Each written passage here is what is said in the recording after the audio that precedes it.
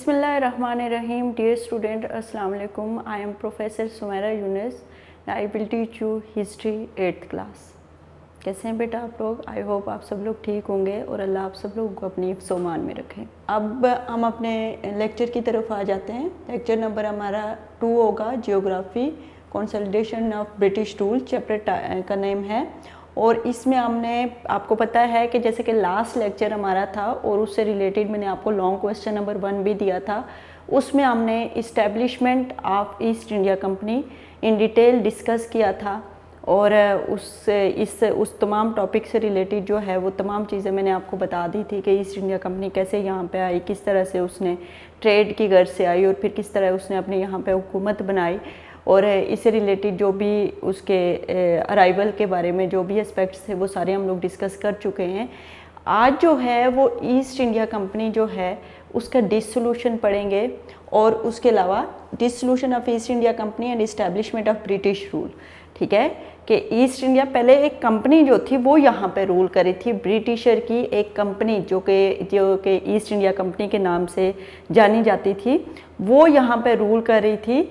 अब क्या था कि अब ईस्ट इंडिया कंपनी जो है वो उससे जो है गवर्नमेंट जो थी वो मुंतकिल हो गई थी किसकी तरफ, इस्टेब्लिशमेंट ऑफ ब्रिटिश रूल की तरफ। अब ब्रिटिश हुकूमत के पास जो गई, अब किन वजूहात की बेस पे गई, किस तरह से ब्रिटिश रूल ख़त्म हुआ, ईस्ट इंडिया कंपनी जो है किस तरह से उनको ख़त्म किया, क्यों ख़त्म किया, उसको जाहिर सी बात है ऐसे तो नहीं कर दिया होगा ना, ब्रिटिशर ने ऐसे तो नहीं कह दिया होगा कि भाई अब ब्रिटिश आप जो ईस्ट इंडिया कंपनी ने इतनी एफर्ट करके ये पूरी स्टेट के ऊपर जो है वो कब्ज़ा किया हुआ था, अब ईस्ट इंडिया ऐसे तो नहीं हो सकता कि हुकूमत आएगी तो वो ऐसे ही ब्रिटिशर आएंगे तो वो उनसे ले लेंगे।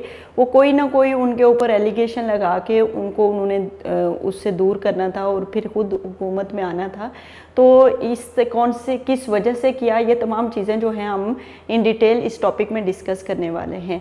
आइए हम अपने लेक्चर की तरफ चलते हैं। जी बेटा, जैसा कि मैं आप लोग को लास्ट लेक्चर में बता चुकी थी कि after the war of independence in 1857 the British company took over the reign of subcontinent, कि 1857 की वार के बाद कम्प्लीटली ईस्ट इंडिया कंपनी जो है वो काबिज़ हो चुकी थी सब कॉन्टिनेंट के ऊपर। अब जब ईस्ट इंडिया कंपनी काबिज़ हो चुकी थी तो ऐसी कौन सी वजूहात थी जिसकी वजह से ईस्ट इंडिया कंपनी को ख़त्म करना पड़ा और ब्रिटिशर को खुद यहाँ पे आना पड़ा। इसमें हमारा है डिसोल्यूशन ऑफ, टॉपिक नेम है हमारा dissolution of East India company and establishment of British rule.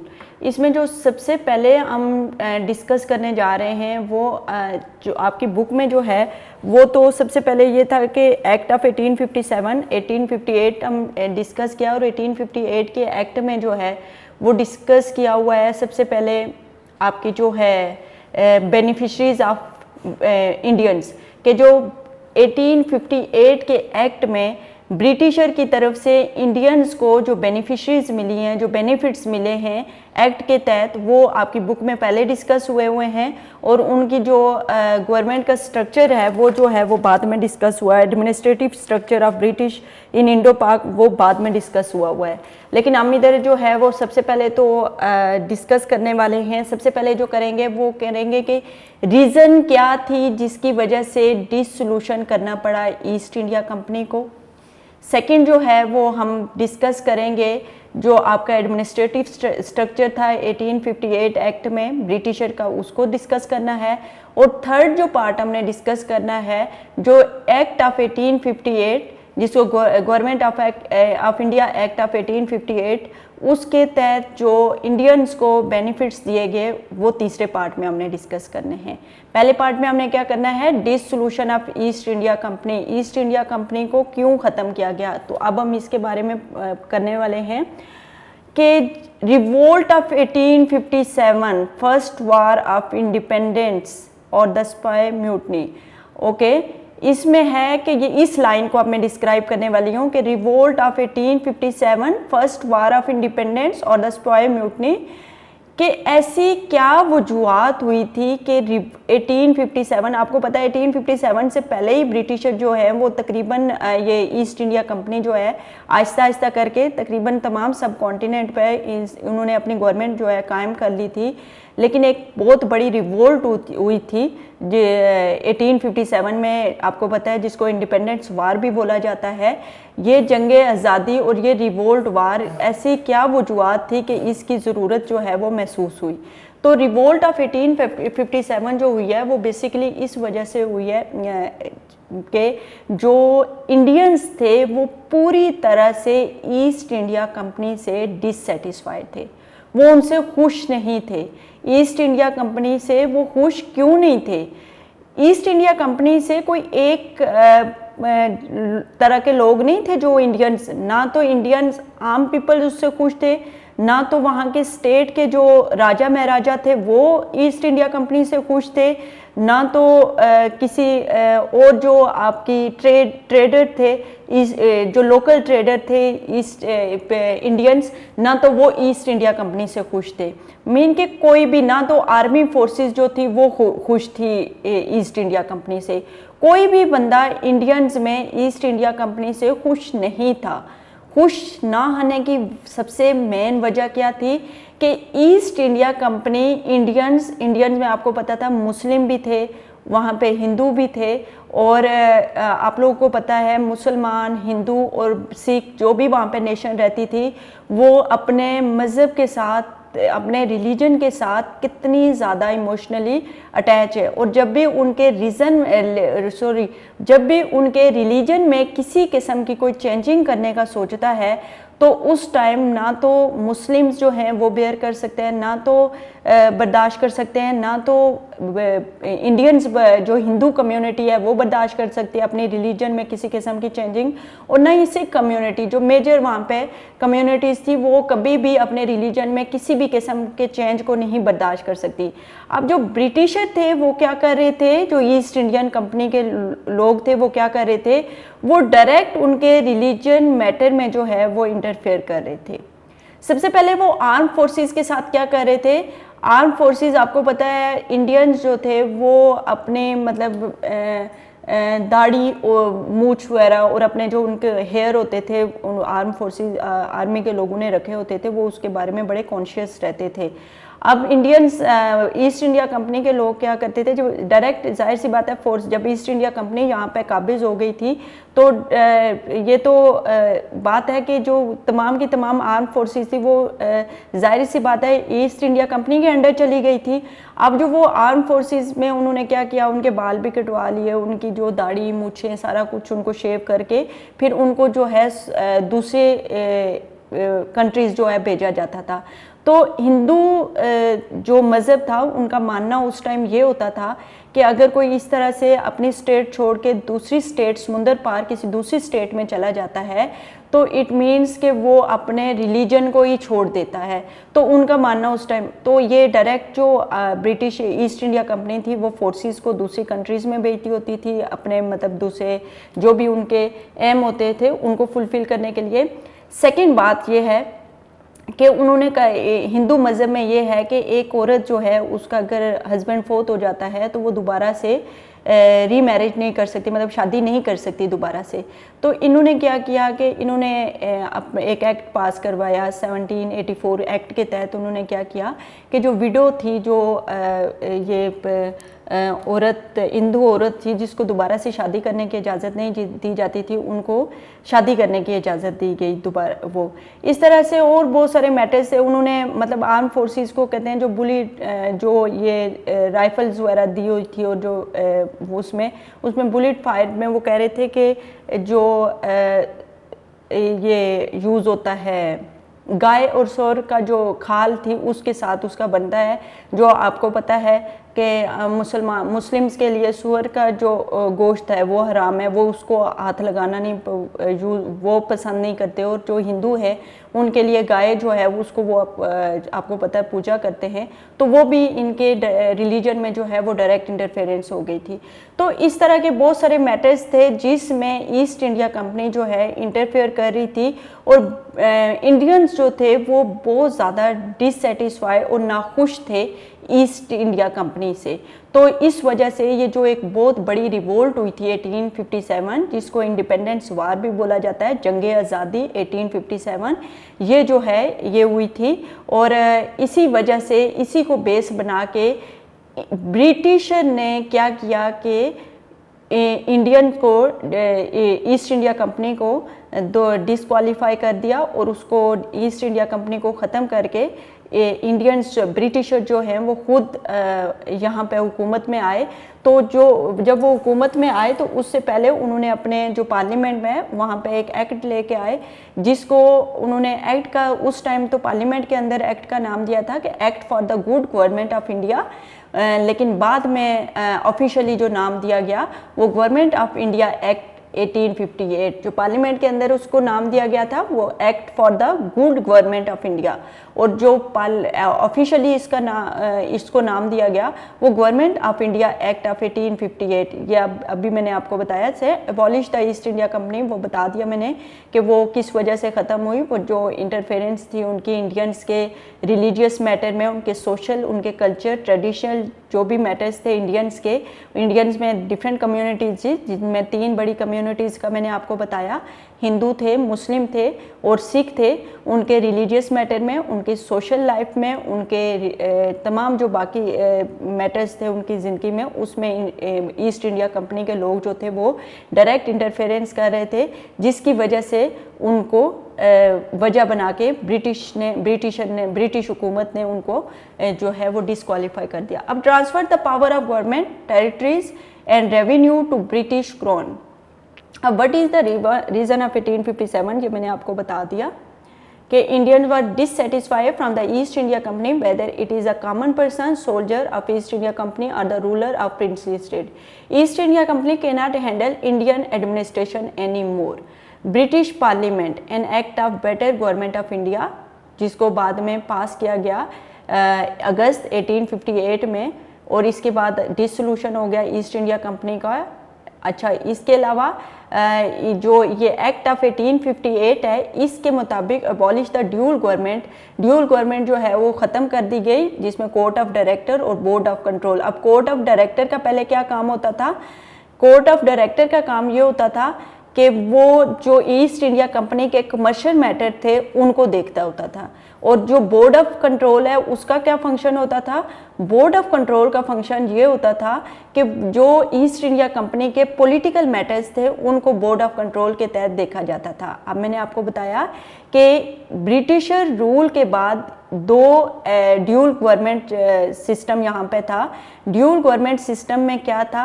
ये जो ब्रिटिशर ने 1784 में जो एक्ट दिया था उसमें ये ड्यूल गवर्नमेंट जो है इसको राइज किया गया था। और ड्यूल गवर्नमेंट के तहत कोर्ट ऑफ डायरेक्टर और बोर्ड ऑफ कंट्रोल 2 जो थी वो पोस्ट थी, जिनमें कोर्ट ऑफ डायरेक्टर का काम होता था कि ब्रिटिशर के जो कमर्शियल मैटर थे, जो उनके ट्रेड वगैरह को देखना होता था, उनके जो फाइनेंशियल मैटर्स होते थे उनको देखना होता था। जबकि बोर्ड ऑफ कंट्रोल जो थी वो ब्रिटिशर के east India company, court of director और बोर्ड ऑफ कंट्रोल, ये ईस्ट इंडिया कंपनी ने 1784 के एक्ट में जो है ये लागू किया था। और कोर्ट ऑफ डायरेक्टर और board of control, court of director का फंक्शन था कि ईस्ट इंडिया कंपनी का जो कमर्शियल मैटर है, मतलब ट्रेड के हवाले से, तजारत के हवाले से जो उनके मैटर थे वो देखता था। और बोर्ड ऑफ कंट्रोल क्या करता होता था?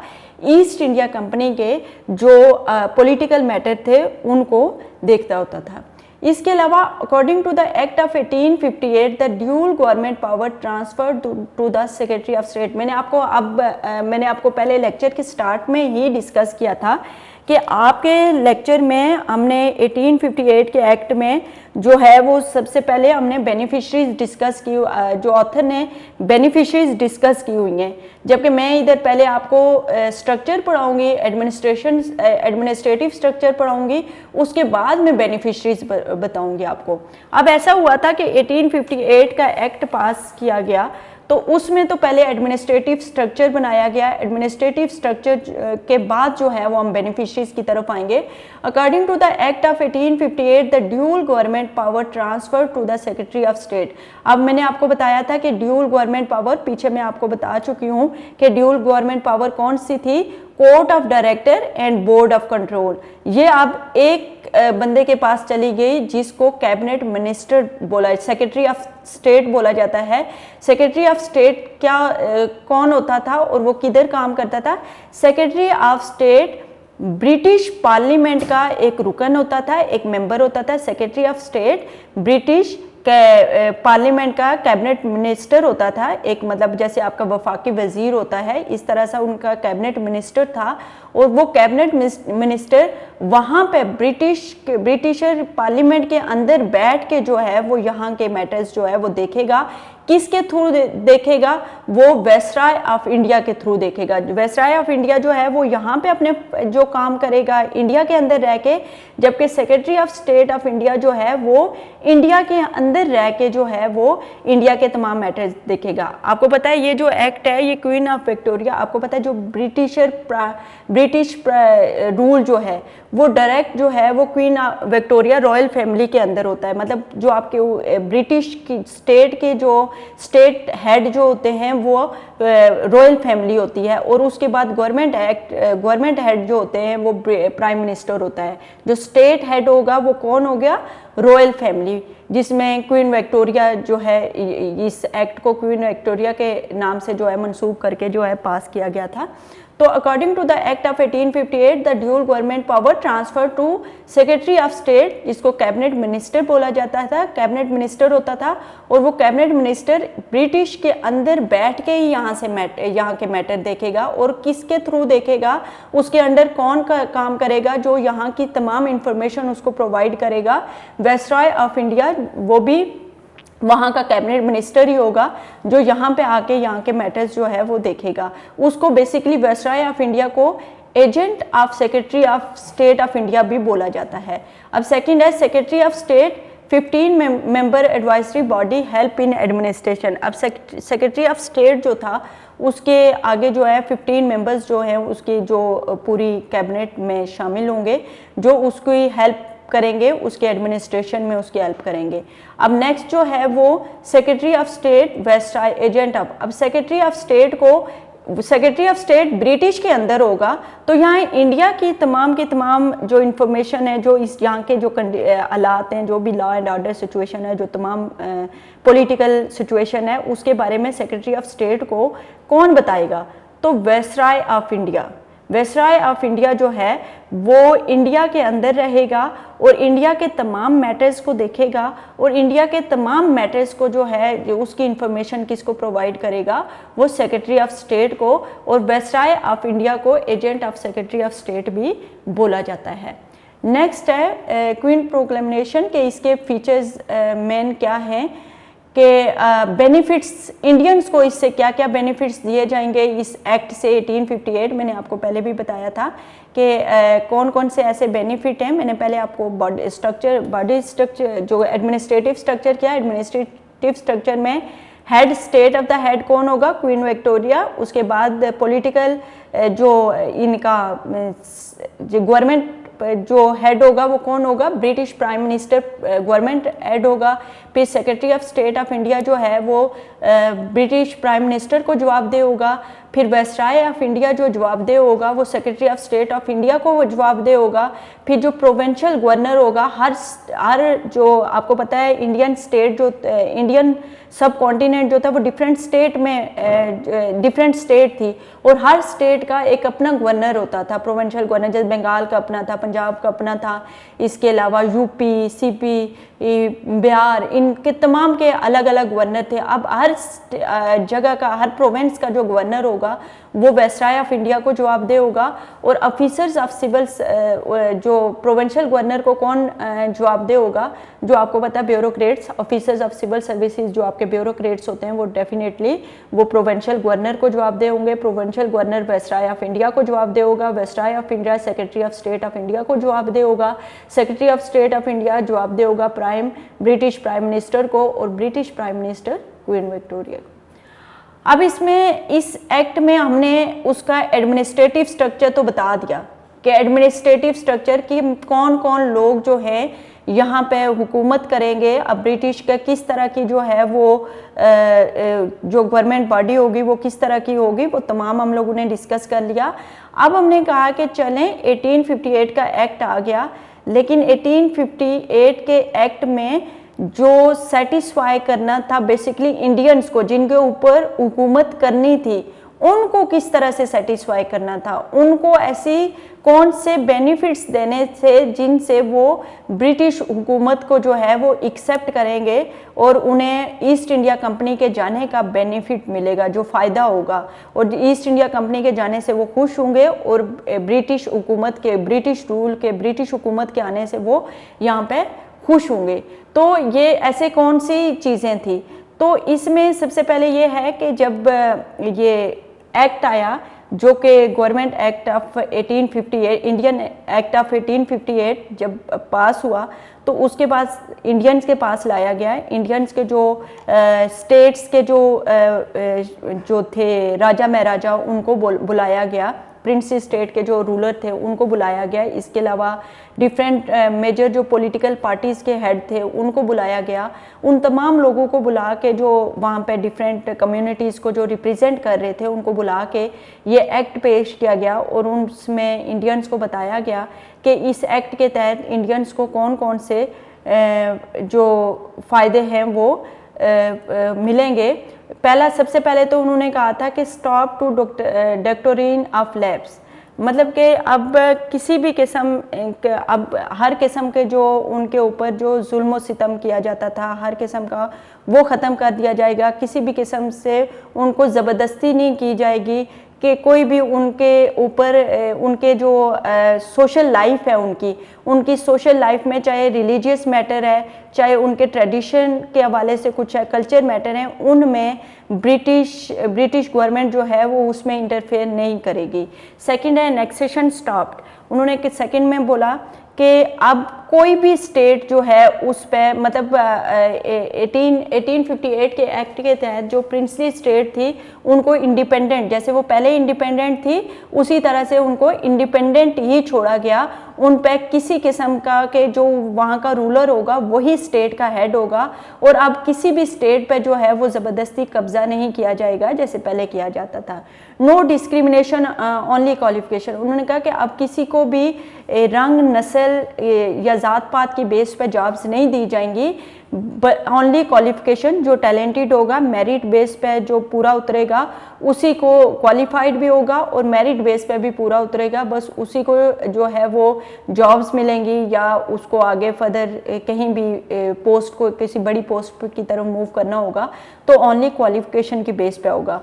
आर्मी पर्सनल, अब आर्मी के जो लोग होते थे उनको जैसे ज़बरदस्ती उनको बाय फोर्स, मैंने आपको बताया था कि इंडियन आर्म फोर्सेस जो थी उनके लिए ये दाढ़ी, मूछ, बाल ये बड़े इम्पोर्टेंट रोल प्ले करते थे, और जो ब्रिटिशर थे वो डायरेक्ट इंटरफेयर करके उन्होंने इनसे ये तमाम चीज़ें ख़त्म करने को कहा। तो आर्मी जो थी वो काफ़ी ज़्यादा इमोशनली डिसहार्ट हुई, तो अब उनको भी कहा गया कि उनके इस तरह के जो भी राइट्स हैं जो उनको इंडियन आर्मी के हैं वो उनको दिए जाएंगे। जस्टिस फॉर ऑल, तमाम लोगों को यहाँ पे ब्रिटिश ऑफ इंडिया में इंसाफ मिलेगा, किसी के फेवरिज्म की बेस पे किसी के साथ डिस्क्रिमिनेशन नहीं होगा, तमाम लोगों को इक्वली ट्रीट किया जाएगा, तमाम कम्युनिटीज़ को इक्वली ट्रीट किया जाएगा। जितने भी कम्युनिटीज़ इंडियन, हर एक को जो है वो उसकी जो भी एज अ सिटीज़न जो भी उसके राइट्स हैं वो उसको दिए जाएंगे। रिलीजियस फ्रीडम, तमाम कम्युनिटीज़ को रिलीजियस फ्रीडम दिया जाएगा, हर एक अपने मज़हब के मुताबिक ज़िंदगी गुजार सकता है, किसी कोई मज़हब में इंटरफेयर नहीं किया जाएगा।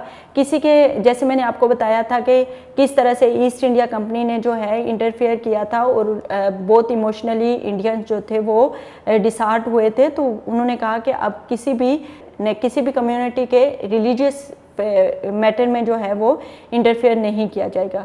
तो ये था हमारा आज का लेक्चर, जिसमें हमने बेसिकली क्या डिस्कस किया है, dissolution of East India company, कि ईस्ट इंडिया कंपनी को क्यों ख़त्म किया गया वो मैंने आपको बताया था कि वो जो इंडियंस थे उनके मैटर डायरेक्ट जो उनके रिलीजियस मैटर थे या सोशल मैटर थे उनमें इंटरफेयर करते थे। इस वजह से इंडियंस उनसे जो थे वो नाखुश थे, तो ईस्ट इंडिया कंपनी को ख़त्म करके डायरेक्ट ब्रिटिश गवर्नमेंट यहाँ पे आई और ब्रिटिश गवर्नमेंट यहाँ पे एक्ट लेके आई जो कि इंडियन एक्ट 1858 के नाम से जाना जाता है। उस एक्ट के तहत पहले हमने उसके एडमिनिस्ट्रेटिव स्ट्रक्चर के बारे में ऑफिशियली जो उसका एक्ट पास हुआ, the act of better government of India के इंडियंस के लिए एक बेटर गवर्नमेंट लेके आएंगे, उसमें मैंने आपको बताया कि किस तरह से बेटर गवर्नमेंट लेके आए। पहले हमने उसके एडमिनिस्ट्रेटिव स्ट्रक्चर को डिस्कस किया, जो मैंने आपको बताया कि क्वीन ऑफ विक्टोरिया जो है स्टेट की हेड होगी, गवर्नमेंट का हेड जो आपका होगा ब्रिटिश प्राइम मिनिस्टर होगा, ब्रिटिश प्राइम मिनिस्टर को जवाबदेह होगा secretary of state of India, फिर viceroy of India, provincial governor, offices of civil services, ये पूरी की पूरी एडमिनिस्ट्रेटिव बॉडी है जो ब्रिटिशर की, जो यहाँ पे हुकूमत करेगी। और उसके बाद हमने एक्ट के तहत जो इंडियंस को बेनिफिट दिए गए हैं उनको डिस्कस किया यहाँ पे इन डिटेल। तो ये आपका टॉपिक था जो हमने आज डिस्कस किया। अब मैं इससे रिलेटेड आपके बुक की तरफ जाऊंगी और बुक के ऊपर से बुक से मैं रीडिंग करूंगी, इससे आपको क्लियर हो जाएगा जो जो चीज़ें हमने पढ़ी हैं वो तमाम आपके टॉपिक में मौजूद हैं। अब बुक से हम रीडिंग करेंगे, इसमें अगर कोई पॉइंट रह गया है तो उसको मैं एक्सप्लेन कर दूंगी आपको। In 1858 the rule of East India Company came to an end, British rule was establish and power was transferred to the British crown.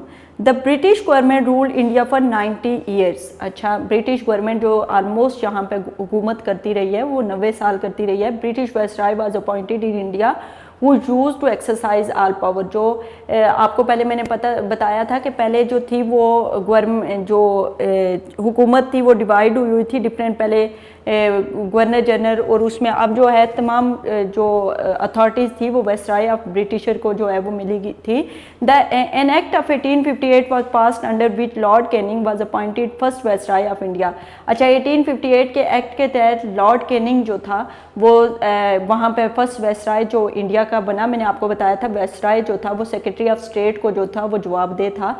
तो वायसराय जो था उसने इंडिया में देख के जो इंडियंस के तमाम मैटर्स थे, पॉलिटिकल मैटर्स, उनको देखना था, और तमाम जो बाकी गवर्नमेंटल बॉडी थी वो वायसराय के अंडर जो है वो इंडिया के अंदर उसने काम करना था। He had the court at Allahabad in which he read. अच्छा, उन्होंने कहा कि इलाहाबाद में, जो मैंने आपको बताया था कि उन्होंने तमाम इंडियंस को बुला के एक इकट्ठा किया जिसमें प्रिंसेस स्टेट के राजा महाराजा इन तमाम लोगों को बुला के जो है उस डिस्कशन की थी। तो उसमें डिफरेंट पॉइंट उन्होंने डिस्कस किए थे। General amnesty was announce for all except those who fought against British. आगे सेकंड है, while framing laws the religious culture and social tradition of native people will be observe, there will be no discrimination on the basis of colour, race, religion and nationality. मैं ये point discuss कर चुकी हूँ कि किसी के साथ जो है कलर, रेस, रिलीजन और नेशनलिटी की बेस पे उसके साथ डिस्क्रिमिनेशन नहीं किया जाएगा। तमाम मैटर्स जो होंगे फ्रेम किया जो होंगे वो उसके क्वालिफिकेशन की बेस पे होंगे। The civil services will be offered on the basis of ability, education and performance. The government will not interfere in inheritance of anyone, कि किसी की जो प्रॉपर्टी होगी उसमें गवर्नमेंट जो है वो इंटरफेयर नहीं करेगी। The government will not interfere in religious affair of people, ये भी मैं आपको क्लियर कर चुकी हूँ। No principal state will be brought under British occupation in future, ये भी मैं आपको पॉइंट क्लियर कर चुकी हूँ।